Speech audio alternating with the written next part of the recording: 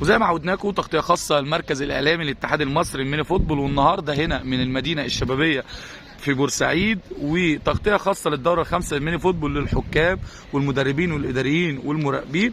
ومعانا نجمه مختلفه عن العاده، نتعرف بيكي. كابتن صابرين محمود علي. كنا عايزين نعرف انطباعك ايه عن المدينه الشبابيه بورسعيد. والله حاجه ولا اروع، انا قمت وجربت وخدت التجربه، فهي كويسه جدا والمكان كويس جدا ومرحب جدا بالزوار. شايف النهارده يمكن استفادتك ايه من المحاضرين الدوليين والدكاتره اللي بيحاضروك خلال طبعا خبره وفوق الخبره دراسه، حاجه كويسه جدا بصراحه، استفاده كبيره، اكتساب كبير من ناس كبيره، فلا طبعا غير استفدت كتير. شايفه النهارده لو حابه توجهي رساله شكر للكابتن احمد سمير رئيس الاتحاد المصري والعربي تقولوا له ايه؟ بشكره جدا، بشكره جدا اللي تعبوا معانا ودعموا لينا ودعموا للميني فوتبول بصفه عامه، من كل صغيره قبل كبيره والعكس صحيح. حد كبير، حد قدوه، حد نموذج.